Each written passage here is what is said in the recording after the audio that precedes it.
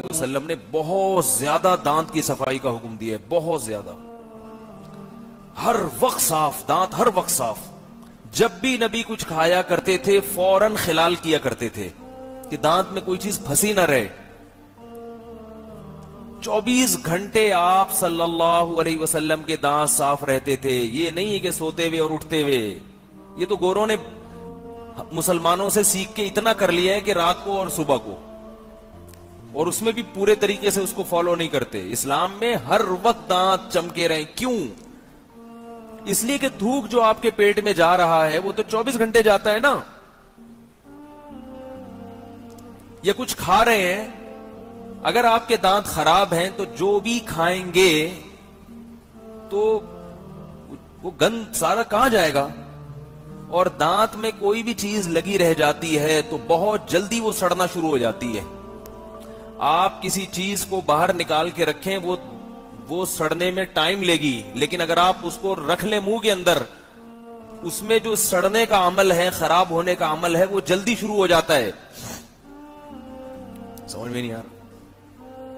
اب میں بعض دفعہ لوگوں کے چہروں کو دیکھتا ہوں، جب وہ مسکراتے ہیں تو پتہ چل جاتا ہے یہ آدمی کتنا صفائی پسند ہے۔ مسکراہٹ سے پتہ چل جاتا ہے بندے کو۔ آپ لوگ تو دانت دیکھتے نہیں نا، کبھی دیکھا کریں پبلک کے دانت، کوئی بھی مسکرائے نا تو اندازہ ہو جائے گا یہ کتنا صفائی، اوپر سے چمکا ہوگا، perfume 3 piece suit, tie, fit فاٹ، صبح ذرا دانت دکھاؤ تو گھن آنا شروع ہو جاتی ہے، پتہ نہیں کیا کیا پھنسا ہوا ہوتا ہے ان دانتوں کے اندر۔ ہمارے نبی صلی اللہ علیہ وسلم ایسی چیزیں استعمال نہیں کرتے تھے جن میں بدبو ہو، اگرچہ وہ حلال ہو۔ حلال ہونے کے باوجود جن چیزوں میں ہیک ہوتی ہے وہ آپ استعمال نہیں کرتے تھے۔ جیسے آپ صلی اللہ علیہ وسلم کلیجی نہیں کھایا کرتے تھے۔ کلیجی خون سے بنی ہوئی چیز ہے، اس میں ہیک ہوتی ہے، حلال ہے، کھا سکتے ہیں، مگر ہمارے نبی نے نہیں کھائی۔ کچا پیاز نہیں کھایا کبھی ہماری نبی نے، حالانکہ جائز بھی ہے، حلال بھی ہے، صحت کے لیے مفید بھی ہے، مگر بھائی منہ میں بدبو آتی ہے۔ امت کو اجازت دی، خود نہیں کھایا۔ اور بہت سی چیزیں۔ ہمارے حضرت مفتی رشید احمد صاحب رحمہ اللہ تعالی کو کسی نے ماؤتھ اسپرے لا کے دیا۔ ہمارے حضرت خوشبو کے بڑے عاشق تھے، بڑی اچھی مہنگی خوشبو استعمال کرتے تھے۔ کسی نے کہا حضرت یہ خوشبو منہ میں جب کریں گے اسپرے تو منہ سے خوشبو آئے گی۔ حضرت فرمایا منہ میں کیوں خوشبو؟ کیوں بھائی؟ یعنی کس وقت؟ تو انہوں نے کہا جب کھانا کھاتے ہیں نا تو کھانے کی بدبو کو ختم کرنے کے لیے۔ حضرت حیران ہوئے، کھانے کی تو خوشبو ہوتی ہے، بدبو کب سے ہونے لگی کھانے میں؟ کھانا جب ہم کھاتے ہیں تو منہ سے خوشبو آتی ہے یا بدبو آتی ہے؟ بھائی بدبو آتی ہے یا خوشبو آتی ہے؟ خوشبو آتی ہے، تبھی کہتے ہیں نا، یوں ناک کر کہتے ہیں کیا کھا کے آ رہا ہے بھائی، کہتے ہیں نا لوگ۔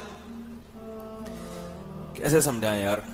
جب کوئی کھانا کھا کے آتا ہے، بریانی کھا کے آیا، قورمہ کھا کے آیا، دال کھا کے آیا، کچھ بھی کھا کے آیا، جائیدادیں کھا کے آیا، بہن کی وراثت کھا کے آیا، تو ہمیں اس کی ناک سے، اگر وراثت میں تو بدبو آئے گی، لیکن جو عام کھانے کی چیزیں ہیں وہ جب کھا کے آیا، میں تو اصل میں مثال دیتا ہوں نا ان چیزوں کی جو کھائی جا رہی ہیں مارکیٹ میں، تو ایک دم میری زبان پہ بہن کی وراثت بھی آ گئی، کیونکہ لوگ اتنے شوق سے کھانا نہیں کھاتے جتنے شوق سے جائیدادیں کھاتے ہیں آج کل۔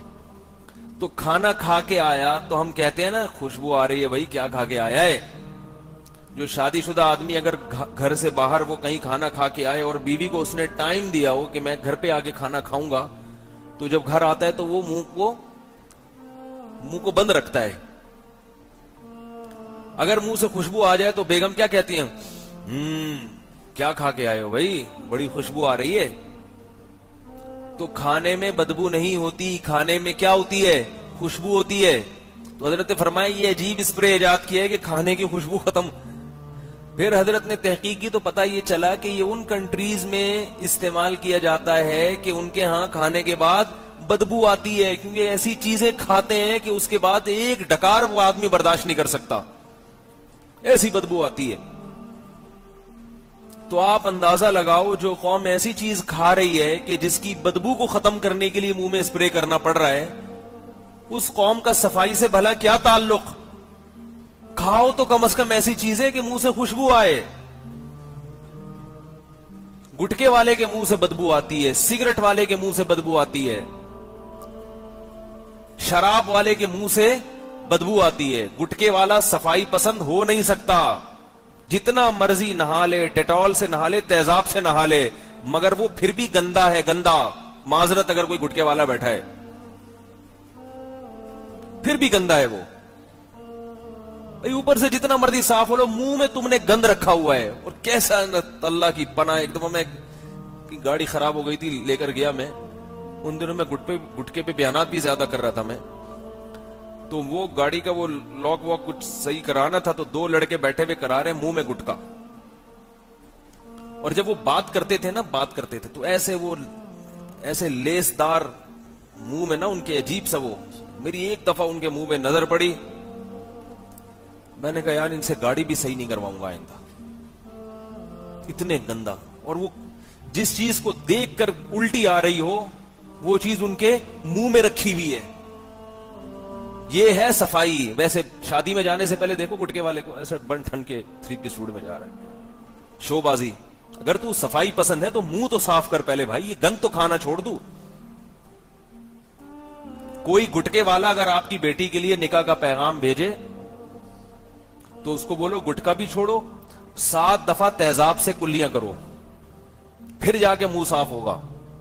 وہ کہے گا بھائی تیزاب سے تو دانت جل جائیں گے. بولے کوئی بات نہیں, بدبو تو ختم ہوگی, کیونکہ یہ اتنے گندا ان کا اندر کا سسٹم ہوتا ہے کہ یہ تیزاب سے کلی کر کے بھی ان کو فائدہ نہیں ہوگا.